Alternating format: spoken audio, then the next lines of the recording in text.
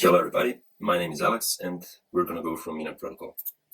So what is Mina? Mina is cryptocurrency protocol with a succinct blockchain. That means that the whole blockchain size is constant and it's 22 kilobytes. Each time Mina node produces a new block, it calculates the recursive zk snark proof. So this enables producing proofs that prove statements about prior proofs. Basically, each zk snark is a computation itself and it can be included in another zk snark.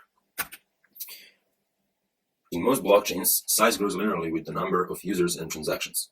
Nodes are unable to store the whole chain, and they start relying on third-party nodes.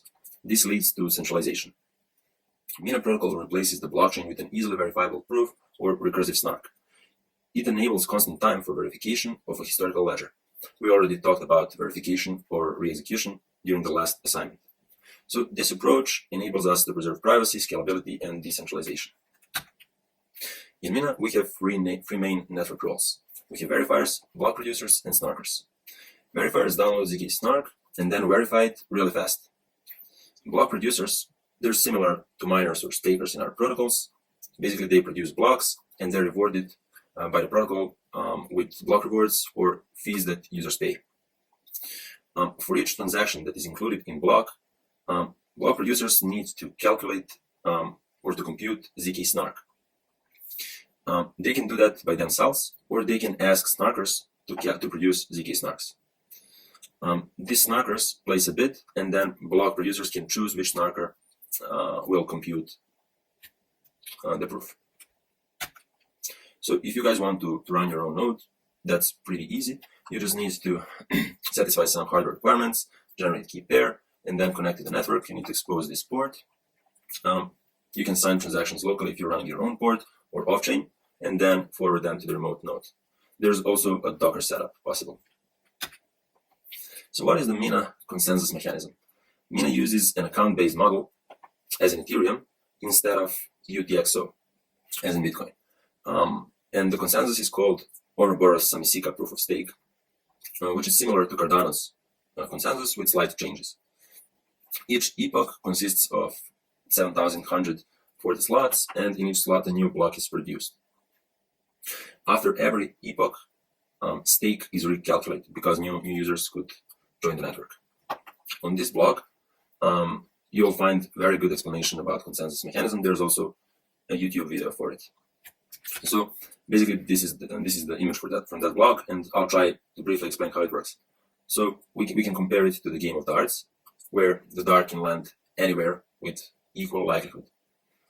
So the more stake you have, the bigger part of this dart is yours.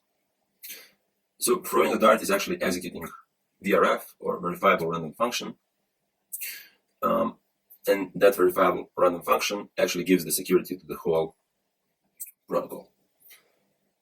We already mentioned that, so the board is redrawn every epoch.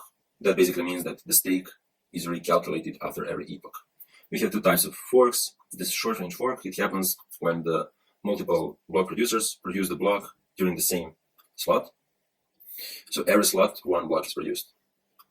And then this long-range fork, and this is where this protocol differs from Cardano's Ouroboros protocol. This is solved with minimum density function, because the Mina doesn't have clear history ledger because it uses just one zk proof as a blockchain state. And then this function solves this long-range fork. Again, you can see more info on this on this blog. I will give you the resources for the assignment.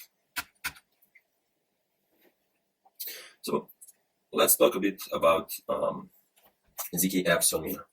So basically, zkApp consists of a smart contract and UI part to interact with smart contract. Smart contracts are written in Snarky.js, which is a JavaScript library. The contracts can have on-chain state, which is 8 times 32 bytes, or off-chain state. Off-chain state could be stored on IPFS or some similar distributed databases. Execution is off-chain, usually in the web browser. So this is a nice explanation of how zkApp work. In the web browser, when user initiates action, smart contract method is executed, and for each smart contract method, proof is created. And that zero-knowledge proof is sent to the Mina blockchain along with list of updates. On Mina blockchain is stored verifying key. With that verifying key on Mina blockchain, proof can be verified, and then only if the proof is verified, the list of updates will be applied to the state. ZkApp can also read and write to the off-chain state if it exists. So it's important to mention that right now Mina doesn't support off-chain state, it supports only on-chain state, but in the future this will be available. Also, right now there is no testnet, you cannot deploy your zkApps on Mina, but soon you will be able to deploy your zkApps on testnet.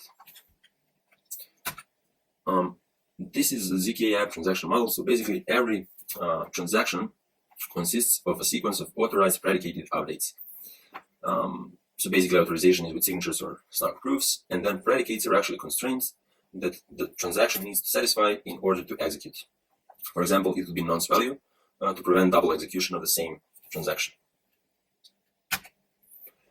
For every deployed smart contracts, new Snap account or now zkApp account is created. So I want to mention that before the Snap was official name for this zkApps, now it's zkApp. So it's basically the same, Snap or zkApp. So standard account has these 5 elements. Oops, sorry. And the Snap account or zkApp account has verification key that is stored on chain and used for verification of the proofs, for validation of proofs, and app state, which is an array of 8 times 32 bytes field elements. This is a brief example of Mina transaction.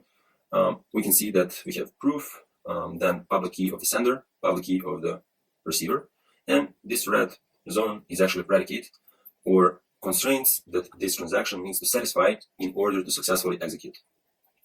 And this is the list of state updates that will be applied only if this proof is valid, and we already said it's verified on-chain. So the execution is off-chain, but validation is on-chain. So let's now see how we can create zkApp. We can use this zkApp client for initializing, and then we'll go over some examples. On this side, you can see some examples of Mina snaps. There's a Hangman app, for example. Go on GitHub link, and you can see how it's implemented.